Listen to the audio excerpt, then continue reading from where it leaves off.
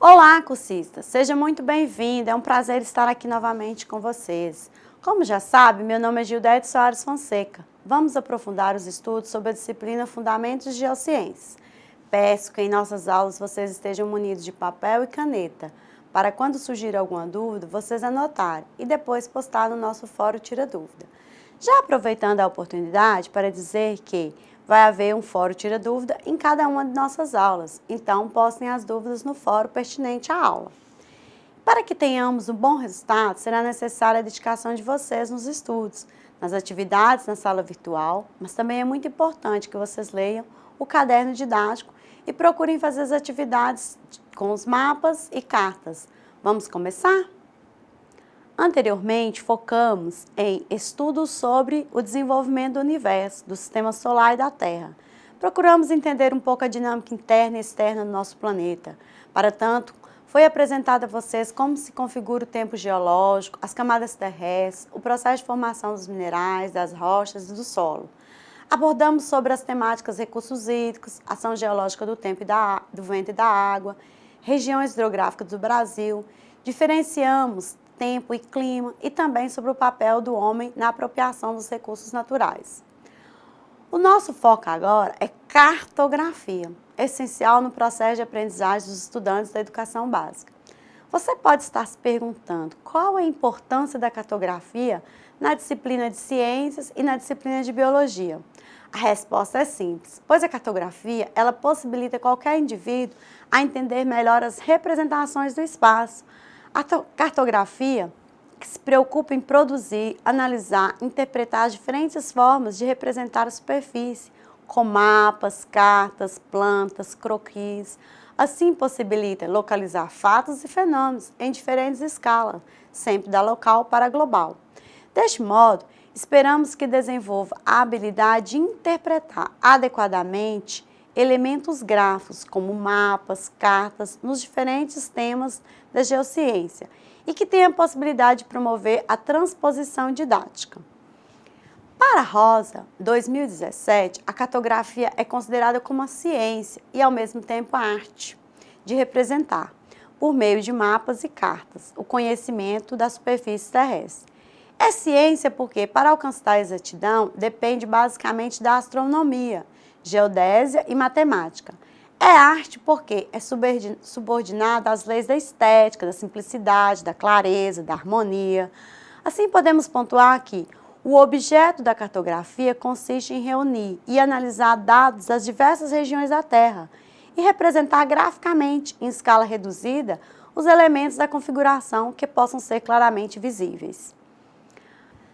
São produtos valiosos da cartografia: o globo, a representação cartográfica, sobre uma superfície esférica e em uma escala de aspectos naturais e artificiais de uma configuração planetária com finalidade cultural e ilustrativa. O mapa, que é uma representação no plano, geralmente em escala pequena, dos aspectos geográficos, naturais, culturais e artificiais de uma área, tomadas na superfície de uma figura planetária, delimitada geralmente por elementos físicos, políticos, administrativos, destinado aos mais variados usos temáticos, culturais e ilustrativos. Outro elemento importante é que a palavra mapa é de origem cartesiana e significa toalha de mesa, uma vez que, na época, os navegadores e os negociantes, ao discutir sobre suas rotas, caminhos e localidades, rabiscavam diretamente sobre as toalhas os mapas, os chamados mapas, surgindo daí a denominação mapa. A palavra carta parece ser de origem egípcia e significa papel, que vem diretamente do papiro.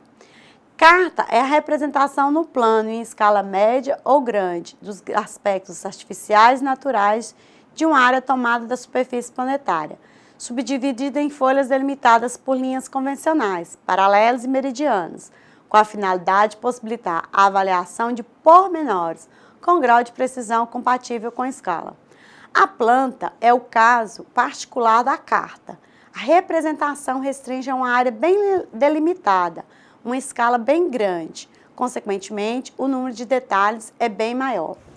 A fotografia aérea são produtos obtidos ao nível suborbital, muito utilizado para elaboração e atualização de documentos cartográficos de média e grande escala. O mosaico é o conjunto de fotos de determinada área, recortadas e montadas tecnicamente e artisticamente, de forma a dar uma impressão de que todo o conjunto é uma única fotografia. Ortofotografia é uma fotografia resultante da transformação de uma foto original, que é uma perspectiva central do terreno, em uma projeção ortogonal, sobre um plano complementar por símbolos, linhas e quadrículas, com ou sem legenda, podendo conter informações planimétricas. O fotoíndice é a montagem por superposição de fotografias, geralmente em escala reduzida. Normalmente, a escala do fotoíndice é reduzida de 3 a 4 vezes em relação à escala de um voo. A imagem de satélite são produtos obtidos ao nível orbital muito utilizados na elaboração e atualização de documentos cartográficos, em escalas variadas. A carta-imagem são imagens de satélites montadas no formato de folha de carta, onde informações de coordenadas é acrescida com a imagem. A carta-imagem é georreferenciada. O Atlas é a coleção de mapas, publicado em geralmente uma linguagem de convenções e projeções, mas não é necessariamente na mesma escala. Um tipo de atlas que merece destaque é o escolar. Este atlas apresenta grande diversidade de mapas, aspectos geológicos, geomorfológicos, solo, clima, político, estrutura viária e econômicos.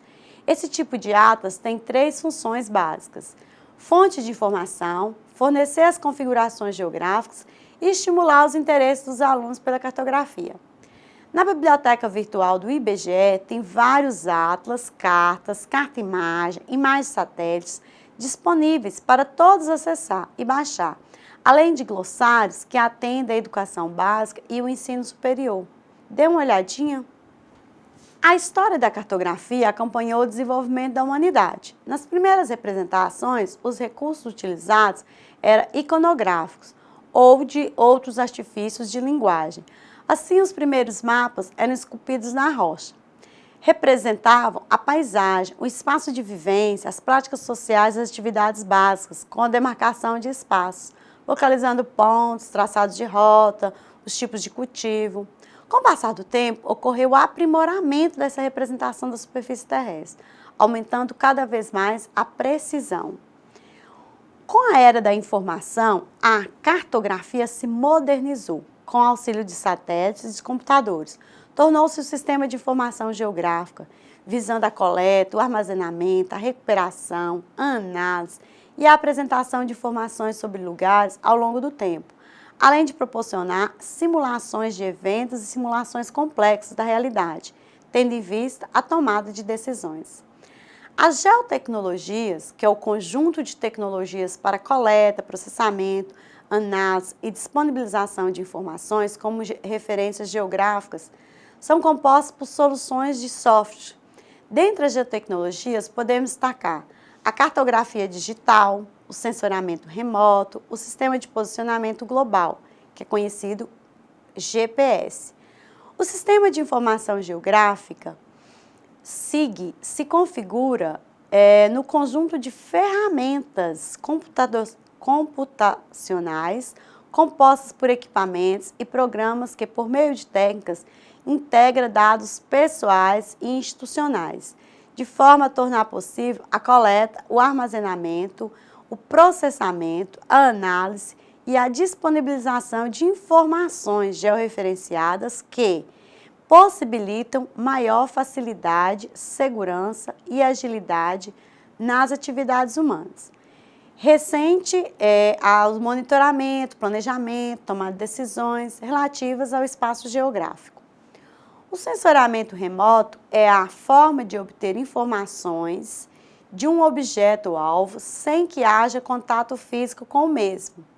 As informações são obtidas utilizando a radiação eletromagnética gerada por fontes naturais, como o Sol e a Terra, ou por fontes artificiais, como, por exemplo, o radar.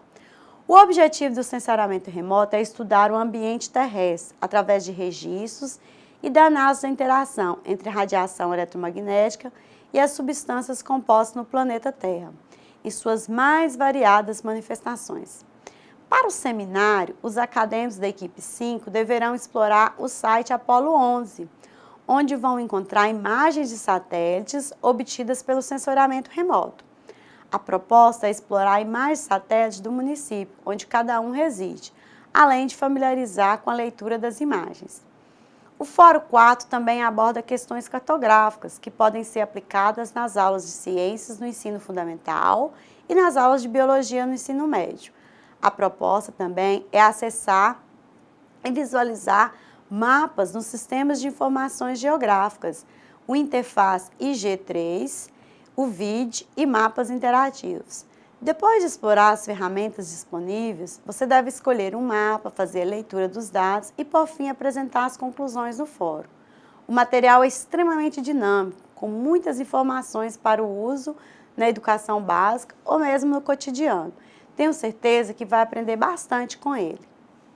Como a Terra possui um movimento de rotação que se processa em torno de um eixo imaginário de oeste para leste, os pontos de interseção desse eixo de rotação com a superfície terrestre são os polos geográficos.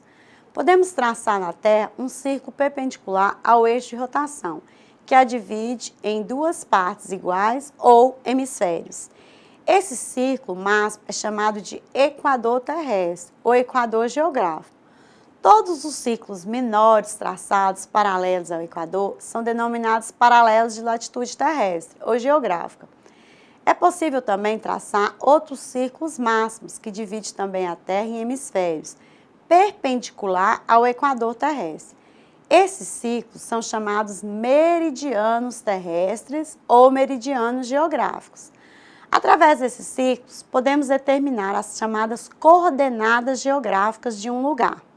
Os paralelos são círculos da esfera cujo plano é perpendicular ao eixo do polo. O equador é o paralelo que divide a Terra em dois hemisférios, hemisfério norte ou setentrional e hemisfério sul ou meridional. Considerando que a Terra tem 360 graus, cada hemisfério tem 180 graus. 0 graus corresponde ao equador e 90 graus ao polo norte ou 90 graus ao polo sul, totalizando assim os 360 graus. Além do equador, outros 4 paralelos recebem denominações específicas: o Círculo Polar Ártico, o Círculo Polar Antártico, o Trópico de Câncer e o Trópico de Capricórnio.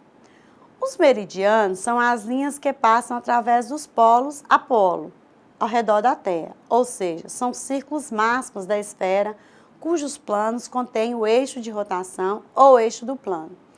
O ponto de partida para a numeração dos meridianos é o meridiano que passa pelo Observatório de Greenwich, na Inglaterra. Portanto, o meridiano de Greenwich é o meridiano principal, que divide a Terra em hemisfério oeste ou ocidental e hemisfério leste ou oriental. A leste de Greenwich, os meridianos são medidos por valores crescentes até 180 graus a leste ou 180 graus a oeste, totalizando 360 graus circunferência da Terra. No sistema de coordenadas geográficas, cada ponto da superfície terrestre é localizado na interseção de um meridiano, como um paralelo. Assim, temos as coordenadas latitudes e longitude. Latitude é a medida em graus de qualquer ponto da Terra em relação à linha do Equador. Todos os pontos do Equador terrestre têm latitude geográfica igual a 0. Pontos situados ao norte do Equador têm latitudes maiores, que variam de 0 até 90 graus, que é a latitude do polo geográfico norte ou sul. Da mesma forma, as latitudes variam sempre de 0 a 90 para o sul ou para o norte. A latitude é um elemento importantíssimo para explicar as diferenças térmicas, isso é, as diferenças de temperatura na superfície terrestre. As temperaturas diminuem do Equador para os polos. Assim, quanto maior a latitude, menor a temperatura, sendo que quanto menor a latitude, maior a temperatura. Já as longitudes geográficas é a medida em graus de qualquer ponto da superfície terrestre em relação ao meridiano de Greenwich. A longitude é a medida de 0 a 180 graus, para leste ou para oeste de Greenwich. Ao observar os valores de latitude e da latitude de um ponto, estamos determinando as coordenadas geográficas do mesmo. Por exemplo, geograficamente, o norte de Minas, ou seja, ele tem uma abrangência de 89 municípios da mesma-região. Fica nas coordenadas 14 graus, 13 minutos e 00 segundo, 18 graus, 00 minutos e 00 segundos, de latitude sul. Já a longitude vai ser 41 graus, 20 minutos, 00 segundos, 46 graus, 00 e 00 segundos, de longitude oeste. Veja no mapa, na sala que foi posto lá sobre a questão das norte de Minas. Assim, podemos pontuar que, para estabelecer as coordenadas, precisamos de 2 latitudes e de 2 longitudes. No entanto, podemos pegar a coordenada de um ponto qualquer, inclusive o marco do município. Se você for em Grão-Mogol, por exemplo, em frente à Igreja Católica, tem no chão o marco das coordenadas, latitude e longitude. O marco das coordenadas geográficas de Almenara, por exemplo, é 16 graus, 11 minutos e 01 segundos sul, 40 graus, 41 minutos e 40 segundos oeste. De Padre Paraíso é 17 graus, 04 minutos e 27 segundos sul e 41 graus, 29 minutos e 04 segundo oeste. E de Francisco Sá, 16 graus, 43 minutos, 28 segundos sul e 43 graus, 29 minutos, 18 segundos oeste.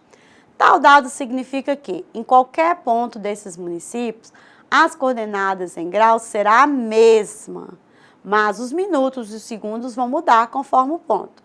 Os municípios de Almenara e Padre Paraíso integram a mesorregião do Jequitinhonha e Francisco Sá, a mesorregião do norte de Minas.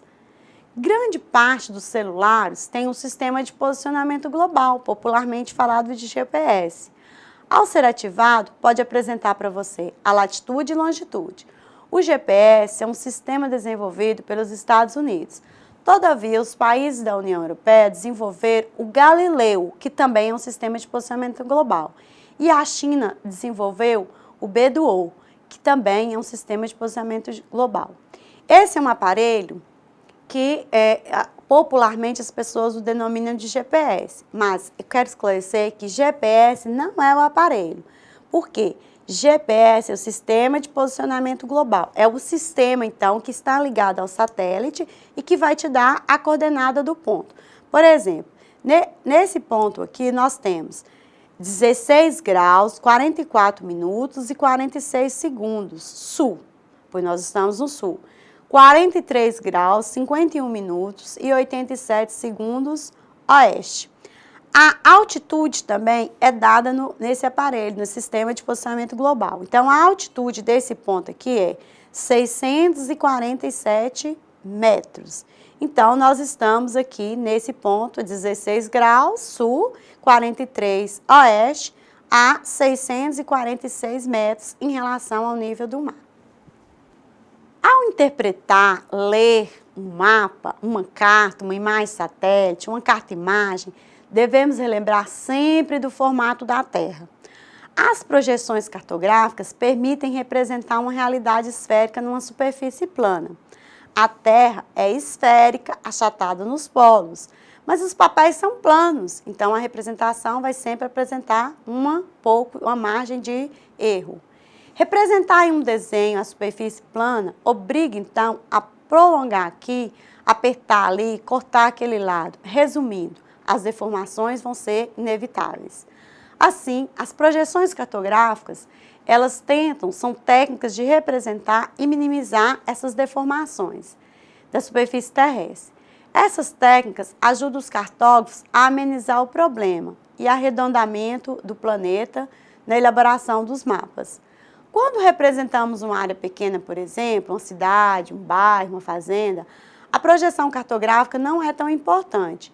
No entanto, não podemos ignorá-la quando a representamos grandes áreas, por exemplo, um estado, um país. Uma projeção cartográfica consiste num conjunto de linhas, paralelos e meridianos, que formam uma rede sobre a qual são representados os elementos do mapa, terra, mares, rios, etc. Todos os mapas e cartas são representações aproximadas da superfície terrestre, uma vez que a forma da Terra é esférica. A elaboração de um mapa ou carta consiste em um método pelo qual se faz corresponder a cada ponto da superfície terrestre, como sendo um ponto no mapa. Para se obter uma correspondência, utilizamos os sistemas de projeções cartográficas. Os sistemas de projeções cartográficas são classificados quanto ao tipo de superfície adotado e pelo grau de deformação da superfície. Quanto ao tipo de superfície adotada, são classificadas em cilíndricas, planas ou azimutais e cônicas.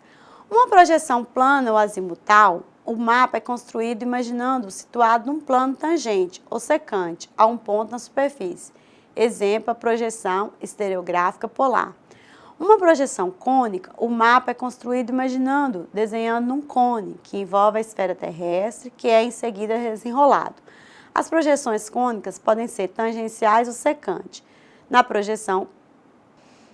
As projeções cônicas podem ser também tangentes ou secantes. Nas projeções cônicas, os meridianos são retas que convertem em um plano e todos os paralelos circunferências concêntricas a esse plano. Existe também a projeção cilíndrica. O mapa é construído imaginando o desenho de um cilindro tangente ou secante à superfície da Terra, que é depois desenrolado. Pode-se verificar que todas as projeções cilíndricas, os meridianos, bem como os paralelos, são representados em retas perpendiculares. Quanto ao grau de deformação da superfície representada, são classificadas em conforme, equivalentes ou equidistantes. As projeções conformes ou isogônicas possuem propriedades de deformar os ângulos de pequenas áreas.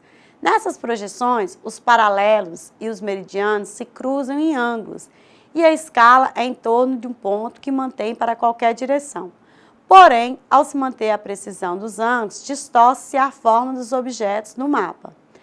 A projeção equivalente não deforma as áreas, conserva uma relação constante em termos de área com a superfície terrestre. Devido às suas deformações, não são adequadas à cartografia de base, porém, são muito utilizadas para a cartografia temática. As projeções equidistantes são as projeções que não apresentam deformação linear, ou seja, os comprimentos são representados numa escala uniforme. Essa condição só é conseguida em determinada direção. Essas projeções são menos empregadas que as projeções conformes e equivalentes, pois raramente é desejável um mapa com distâncias corretas, apenas em direção. Projeções afiláticas. Nenhuma das propriedades do outro tipo, isso é, uma equivalência, conformidade ou equidistância, ou seja, as projeções em que as áreas, os ângulos e os comprimentos não são conservados. Todos os tipos de projeções apresentam deformação, já que não é possível achatar, vamos dizer assim, uma superfície esférica em uma superfície plana, sem deformá-la. Essas projeções podem ser lineares, angulares, superficiais ou em combinações das três. O importante é ter a capacidade de decidir a melhor projeção para a aplicação do que se deseja, analisar as propriedades geométricas oferecidas por cada projeção, de modo a preservar as características mais importantes para cada tipo de uso, pois, frequentemente, precisamos conhecer as distâncias entre os lugares, as áreas das cidades, estados, países, entre outras parcelas da Terra. Todo mapa apresenta algum tipo de distorção, que depende da natureza e do processo da projeção. Dependendo do objetivo do mapa, essas distorções podem ser minimizadas quanto à forma, a área, a distância ou a direção. Portanto, quando utilizamos mapa, devemos procurar escolher as projeções que preservem as características mais importantes para o nosso estudo e que minimizem as distorções.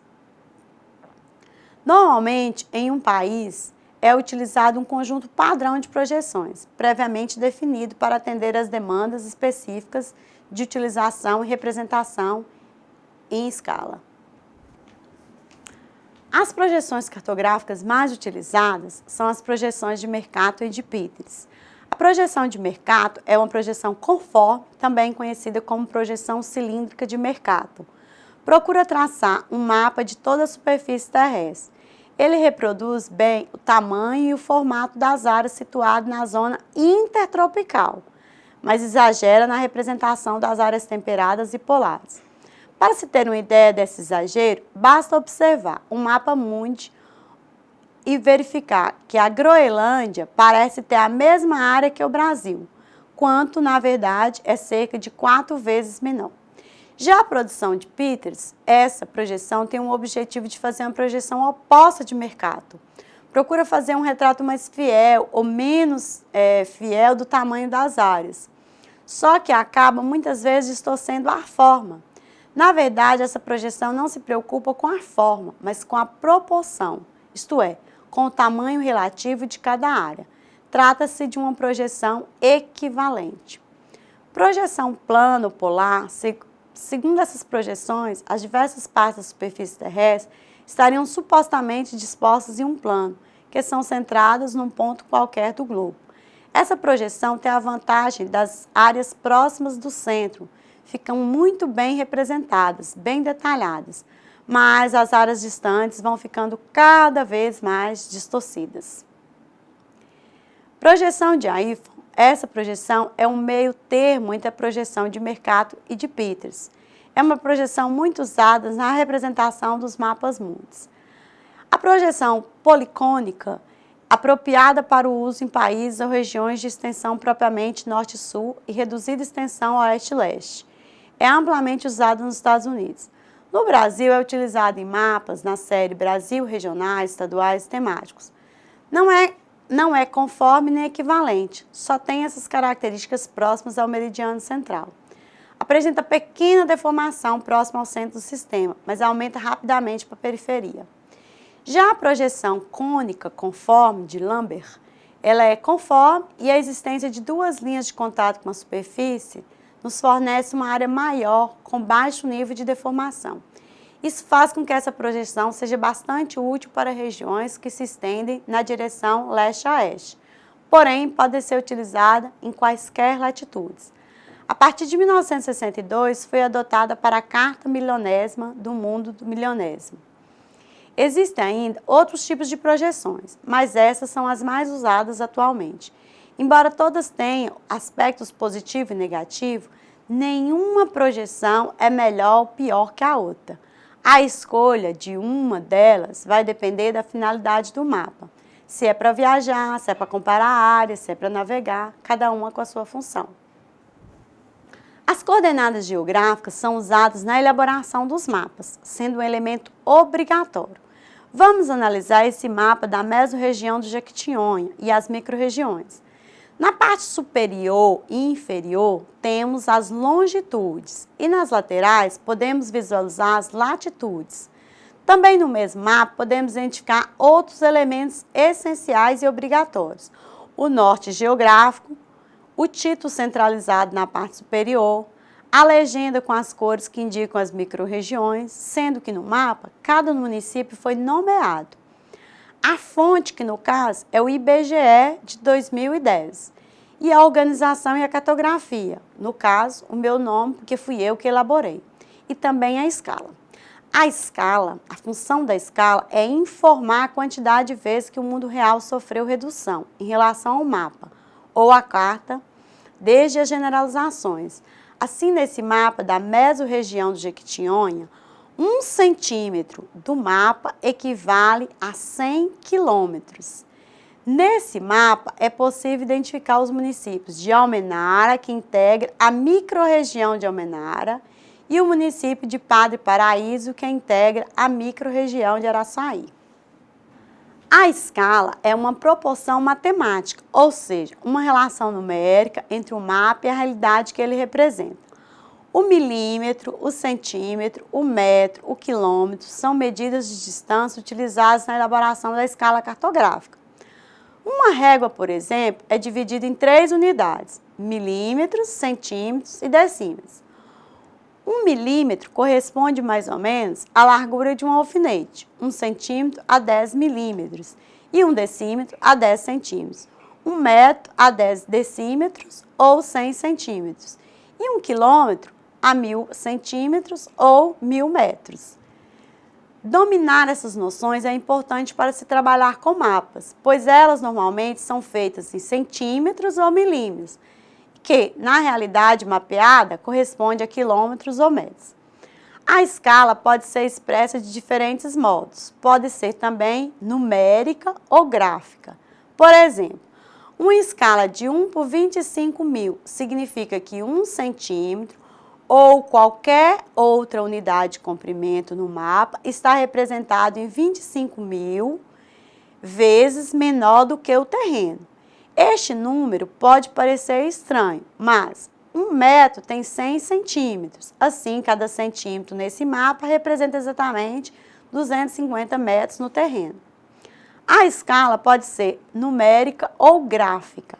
A escala numérica é representada por uma fração, na qual o numerador representa uma distância no mapa e o denominador a distância correspondente no metro, no terreno. Assim, escala é representada pela letra E. Escala é igual distância entre 2 pontos no mapa dividido por dzão, distância real.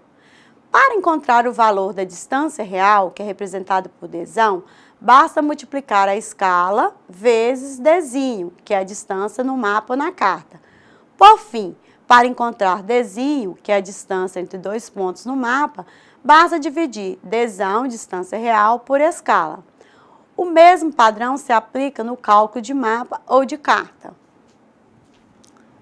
Exemplificando, considere que um professor de biologia, ao planejar um trabalho de campo com os estudantes, ele consultou uma carta topográfica elaborada numa escala de 1 por 100.000. Pegou a régua, traçou o percurso, distância na carta, identificou 2 centímetros. Qual é a distância real em quilômetros do percurso? A solução é simples. Dzão é igual E vezes Dzinho. Portanto, 100.000 vezes 100.000 vezes 2, 200.000 centímetros, logo 2 quilômetros. Outro exemplo. A distância no mapa entre 2 planos é de 4 centímetros e a distância real é de 4 quilômetros. Esse mapa está representado em qual escala numérica? Dzinho 4 centímetros, dzão 4 quilômetros, que é igual a 400.000 centímetros. Vai ser então dzão sobre dzinho, portanto, nós vamos ter uma escala de 1 por 100.000. Quanto maior o denominador, menor a escala, menos detalhes. Quanto menor o denominador, maior a escala, maiores detalhes. Além das coordenadas geográficas, a maioria das cartas de grande e médias escalas, desde 1955, são construídas com as chamadas coordenadas plano-retangulares. Essas coordenadas formam um quadriculado relacionado à projeção universal transversa de Mercator. Daí a denominamos de UTM. O espaço entre as linhas do quadriculado UTM é conhecido como equidistância do quadriculado e será maior ou menor de acordo com a escala da carta. O sistema de medida usado é o linear em metros, cujos valores são sempre números inteiros, sendo registrado nas margens da carta. Assim, o quadriculado UTM está estreitamente relacionado à projeção, com o mesmo nome, a qual divide até em 60 fusos de 6 e 6 graus de longitude cada um. O quadriculado se considera como parte integrante de cada fuso. Tem uma linha vertical central coincidente com o meridiano central de cada fuso, o que faz com que as projeções se estendam de 3 graus para leste e 3 graus para oeste do meridiano central do fuso. Os meridianos do fuso ou zona de projeção formam um ângulo com as linhas verticais da quadrícula. Esse ângulo é nulo para o meridiano central, mas vai aumentando com a diferença de longitude e também com a longitude. Este ângulo foi chamado de convergência meridiana, a qual é variável em relação à situação de cada ponto, dentro da zona representada. Para cada ponto, o ângulo formado entre as linhas indica o norte geográfico, ou norte da quadrícula. A simbologia adotada para as coordenadas UTM é norte para as coordenadas norte e sul, e E, que é leste, para as coordenadas leste e oeste. Logo, uma localidade qualquer será definida no sistema UTM pelo par de coordenadas E, leste e oeste, N, norte e sul. N para as coordenadas norte e sul e E para as coordenadas leste e oeste. Utiliza-se sempre mais para as longitudes leste e menos para as longitudes oeste. As coordenadas UTM são utilizadas para minimizar as deformações. A Terra é projetada em um cilindro limitado pelos paralelos 80 graus norte e 84 graus norte e 80 graus sul, devido ao achatamento dos polos. Os fusos são numerados a partir do antimeridiano de Greenwich de 0 a 60 e são escalonados de sul. Exemplo, SA, SB, ou norte, NA, NB, NC, etc. Assim sendo, uma carta do mundo de milionésimo será denominada, por exemplo, como SA23, NB22. O Brasil se encontra nos fusos de numeração de 18 a 25, com ordem crescente, do Acre para o Oceano Atlântico. Cada zona contém um meridiano central coincidente com o norte geográfico. Os paralelos na projeção TM apresentam-se com arcos de curvatura, voltando para a concavidade para os polos. Esse destacado na folha é uma área do Brasil, SH22. Em relação às cartas, o sistema de referência utilizado para as folhas topográficas e geográficas é baseado no sistema de cartas do Brasil milionésimo. A Carta do Brasil Milionésimo faz parte dessa Carta Internacional do Milionésimo do mundo, numa escala de 1 por 1 milhão, para cada qual foi adotada a projeção cônica. O Brasil, devido à extensão do território, foi padronizado em 46 folhas. As folhas são delimitadas pelo meridiano de 6 em 6 graus, a partir do meridiano internacional, e pelos paralelos de 4 em 4 graus, a partir da linha do Equador, 0. Cada folha apresenta um esquema indicado a área da abrangência. O sistema das folhas compreende fusos e séries de zonas, sendo essas faixas paralelas de 4 graus de latitude, a partir do Equador, sendo os paralelos 88 norte e sul. Até o paralelo 88 norte ou sul, as zonas sucessivas são designadas de A a V. As duas calotas polares são nomeadas com Z. Cada zona é dividida de 6 graus de longitude, contados a partir de 180 graus a leste ou a oeste. Os fusos devem ser contados de oeste para leste e designados do número 1 a 60. Cada folha apresenta um índice de nomenclatura composto pela letra de zona e um número de fuso correspondente à folha precedida pelo N, se estiver no norte, e pelo S, se estiver no sul. As folhas que estiverem de acordo com o sistema ordinário de referência são assinaladas por um asterisco. Exemplo, NL21 asterisco. Caso a folha esteja na zona prevista, toda delimitada pelo meridiano, que são os próprios do fuso, o meridiano delimitado será, então, NE 21 asterisco, entre parênteses, 60 graus e 53 graus. Se estiver em zonas de 2 fusos, também será representadas. Exemplo, NA, que é N de norte, A, que é da folha, N de norte, B da folha, 23 e 24. Você pode acessar vários portais e identificar algumas cartas, tá? Inclusive, no portal do IBGE, você vai encontrar mapas e cartas, como já foi mencionado. SE23ED4. O S representa sul. O E, letra que indica a articulação da folha, a cada 4 e 4 graus a partir do Equador. O 23, a articulação do fuso, que foi articulado de 6 em 6 graus de longitude. O Z, a articulação da quadrícula. Veja a alteração na escala. O D, a articulação da quadrícula anterior. V, o 5 e o 4. A numeração da quadrícula. Na indicação 4, temos a posição noroeste, representada pelo NO. Nordeste, representada pelo NE. Sudeste, representada pelo SE. E sudoeste, representada pelo SO. Sendo destacado que SE também representa a articulação do F. Na leitura de uma carta, é muito importante todas as informações descritas até aqui para se fazer a interpretação dos elementos. Na margem superior da folha, podemos identificar o órgão expedidor, a localização, a nomenclatura e o sistema de coordenada longitudinal em UTM. Na margem inferior da folha, é possível verificar no centro a posição relativa à folha, os dados técnicos correspondentes, curvas de nível, órgão que confeccionou a folha, a legenda, a articulação da folha, dentro da unidade da federação e o sistema de coordenada longitudinal em UTM. Nas laterais, os sistemas de coordenada latitudinais em UTM. É importante saber que as curvas de nível são linhas imaginárias, marcadas em plano ou mapas topográficos para representar os pontos da mesma altimetria do terreno. Cada linha é dada pela interseção dos planos horizontais com a superfície do terreno. Esses planos horizontais são paralelos e equidistantes, e a distância entre os dois pontos é chamada de equidistância vertical. O que é a equidistância? A equidistância é o afastamento vertical entre duas isolinhas consecutivas ou a diferença constante de cotas consideradas de um mesmo trabalho.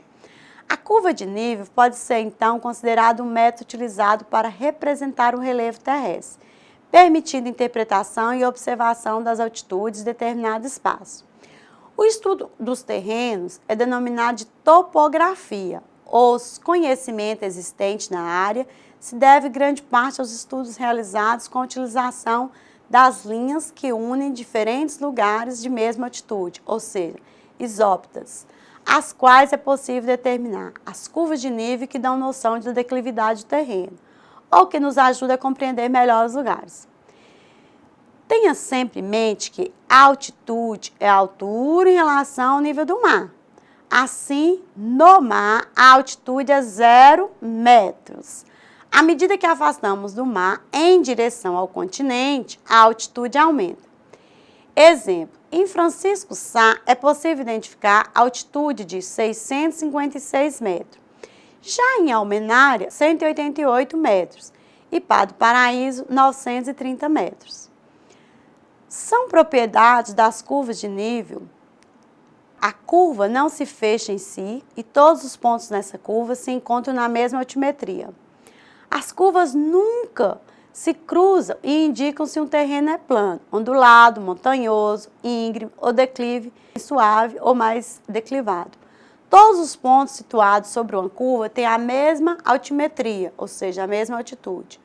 Uma curva de nível sempre tem um fim, seja fechando entre si mesma ou dentro ou fora do limite do papel que está sendo representado. As curvas de nível cruzam cursos d'água. Terrenos planos apresentam curvas de nível mais espaçadas, como é o caso do município de Almenara. Em terrenos acidentados, as curvas de nível encontram-se mais próximas umas das outras. Por exemplo, terrenos planos apresentam curvas de nível mais espaçadas, como é o caso do município de Almenara. Em terrenos acidentados, as curvas de nível encontram-se mais próximas das outras. Por exemplo, o município de Diamantina, acima de 1000 metros. As curvas mestres ou principais são representadas por traços contínuos e grossos. Ocorrem de 5 em 5 curvas, sendo que a quinta é a mestra. Já as curvas intermediárias ou secundárias também são contínuas, todavia o traço é bem fino. Você pode interpretar uma carta ao representar o relevo. Basta estabelecer os pontos de A a B e verificar as curvas de nível. Em seguida, representar fazendo um perfil topográfico. O perfil topográfico é a representação gráfica de um corte vertical do terreno, segundo uma direção estabelecida. A direção deve ser levar em conta que a linha traçada deve ser perpendicular às curvas de nível. A representação de um terreno mediante o emprego das curvas de nível deve ser reflexo fiel do próprio terreno. Na vertical do perfil, deve ser inseridas as altitudes, que vão variar conforme os dados consultados, sempre seguindo o mesmo padrão. 10 em 10 metros, 100 em 100 metros, 50 em 50 metros, 200 em 200 metros, entre outros. Na horizontal, a escala pode ser vindo em metros, quilômetros ou de um ponto a outro. Todavia, se não tiver os dados em metros ou quilômetros, você pode numerar como ponto 1, ponto 2, ponto 3 e assim sucessivamente. Os dados geográficos têm mais significado quando observados no contexto espacial. Por isso, o uso da cartografia é essencial para visualizar a distribuição espacial dos fenômenos. O tema ou a informação pode ser quantitativo ou qualitativo, porque representa distribuições numéricas e podem ser contínuas no espaço, mapas de solo, descontínuas, mapas de rodovias, quantitativos, que mostram a variação especial de valor numérico ou um fenômeno. O tema ou informação normalmente é a síntese da pesquisa, que envolve fatos ou fenômenos, como, por exemplo, agricultura, climatologia, uso da terra, vegetação, economia, educação, geomorfologia, litologia, pedologia, política, entre outros. O mais importante é contextualizar todas as informações e dados com a realidade cotidiana. Assim, o uso da cartografia nas aulas de ciência e biologia com certeza poderá ampliar o horizonte dos estudantes, especialmente com a quantidade de recursos tecnológicos disponíveis de fácil acesso, que permite a elaboração de mapas, gráfico, perfil topográfico, leitura de mapa, de satélite, localizar uma determinada área, monitorar as mudanças ao longo do tempo, entre outras atividades. A elaboração de mapa já é possível em vários sites. Por exemplo, se você acessar o Atlas de Desenvolvimento Humano do Brasil, elaborado pelo Programa das Nações Unidas para o Desenvolvimento, PNUD, e pelo Instituto de Pesquisa Econômica, IPEA, e Fundação João Pinheiro, você pode clicar em Consulta, escolher os municípios e estados, depois os dados, espacializar e em seguida pode clicar no mapa e o mapa será gerado com os dados que você escolheu.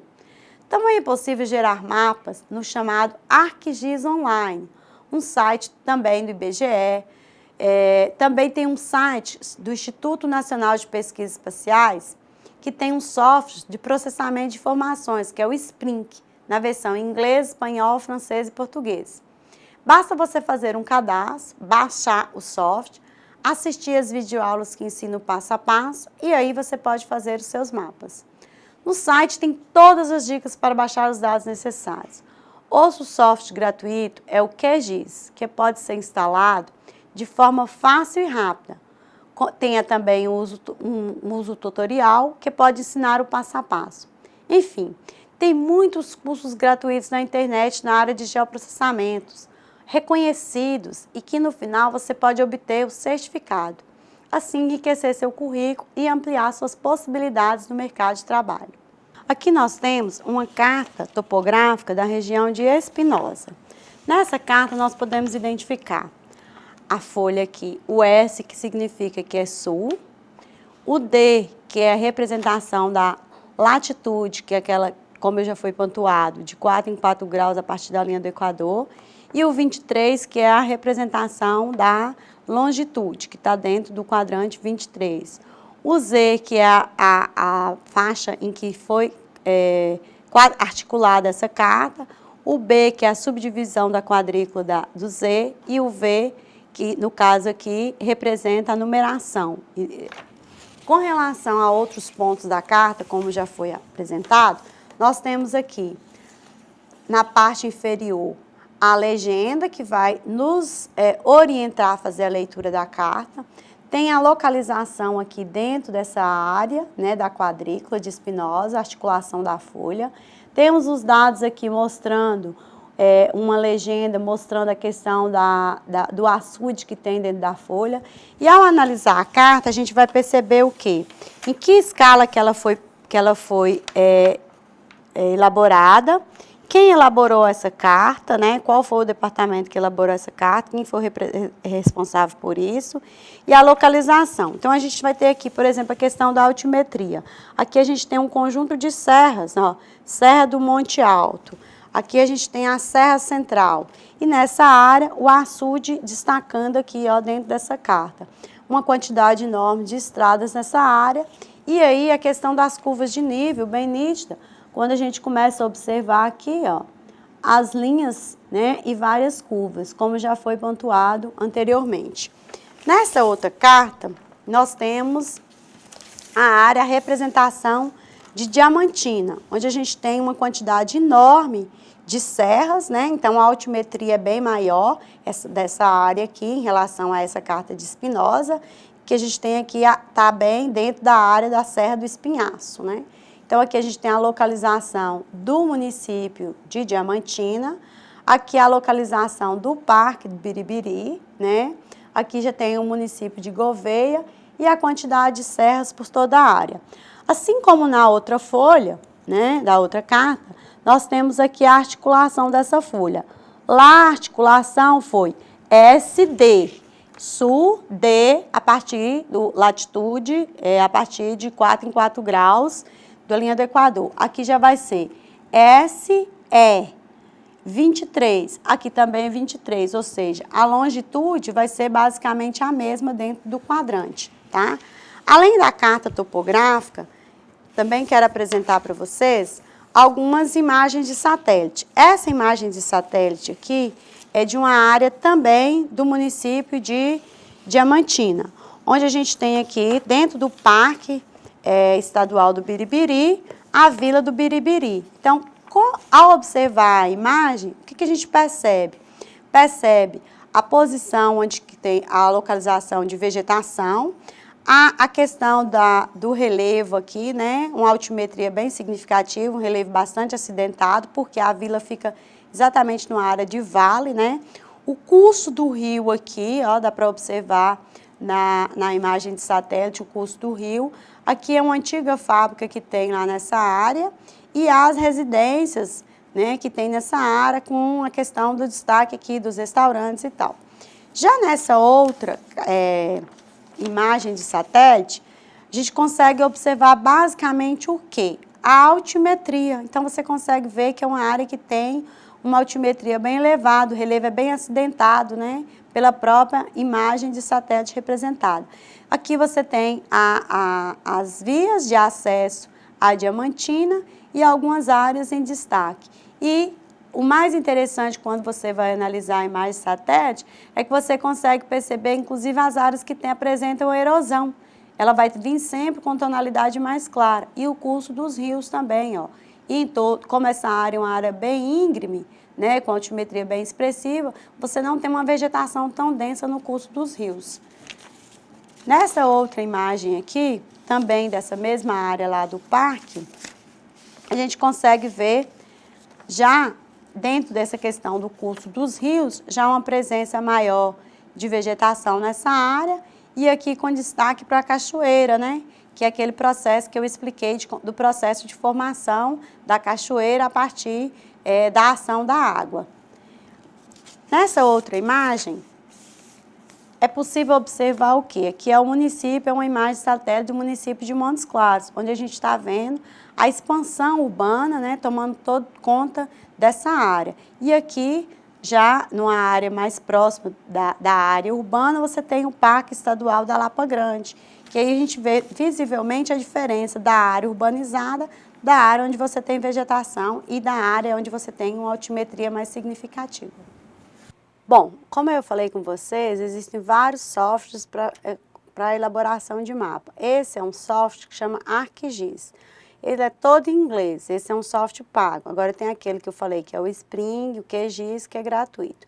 Para fazer um mapa nesse software aqui, você precisa ter o material para o shape, no caso. Então, eu vou dar um exemplo aqui fazendo um mapa da microrregião de Bocaiúva. Então, eu venho aqui no disco C, busco o shape.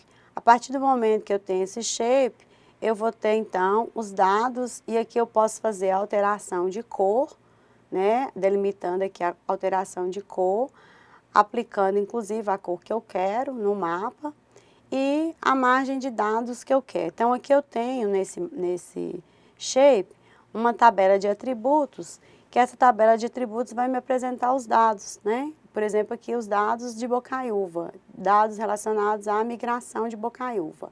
Então, por exemplo, se eu fosse aplicar esse dado, eu viria aqui em propriedades, tá? Em propriedades, eu vou aplicar os dados, fazendo com que ocorra um processo de representação. Venho aqui para poder mostrar o nome dos municípios, por exemplo, né?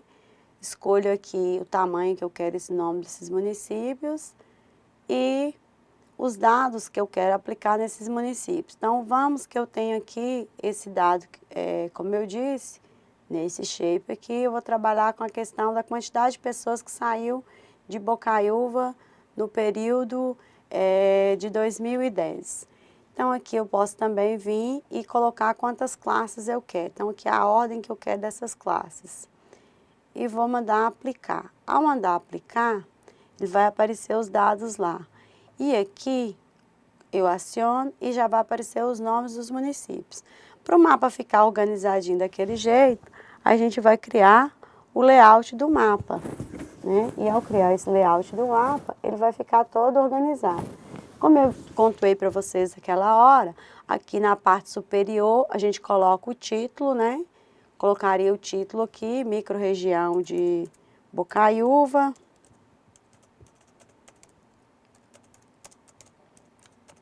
Que é sempre na parte superior.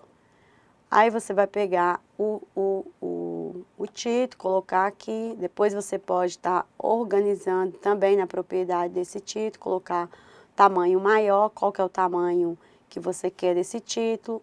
Sempre pensando naquela questão, quando eu pontuei da cartografia, que na elaboração do mapa, o mapa também a cartografia é uma arte. Então, ao fazer o mapa, você tem que estar preocupado com essa questão da estética, né? Como que esse mapa vai ficar bem organizado.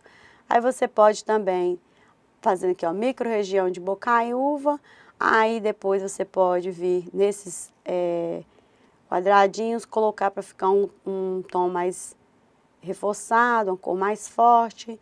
E outra coisa interessante, como eu já disse para vocês, é a questão das coordenadas. Todo mapa tem que ter as coordenadas geográficas. Então, venho aqui e vou mandar ele processar e elaborar e jogar as coordenadas. Então, de forma que, na verdade, o software, ele vai fazer todo o serviço para você. Então, antigamente, os mapas eram feitos, vamos dizer assim, à unha, né?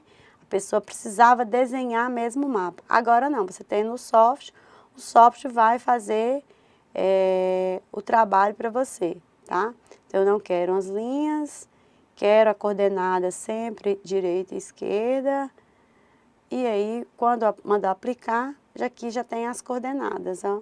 Então, eu queria só mostrar para vocês que a elaboração de mapa não é uma coisa tão difícil assim, não. Por isso que eu falei com vocês da importância, se vocês tiverem interesse, em estar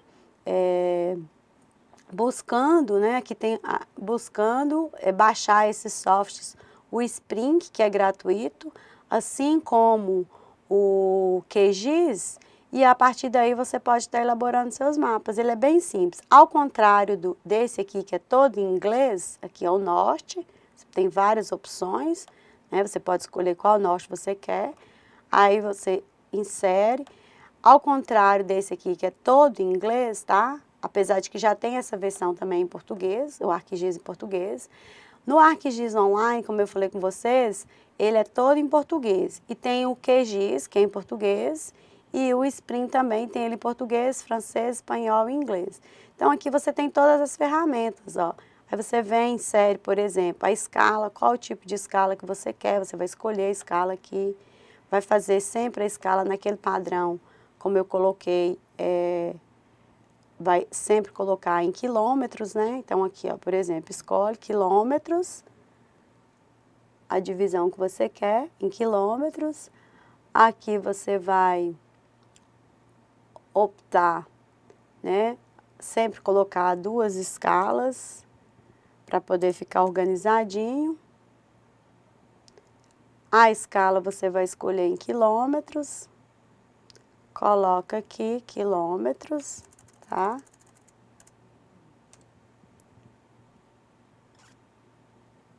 E vai fazendo de forma que você vai sempre estar preocupado com a organização do seu mapa.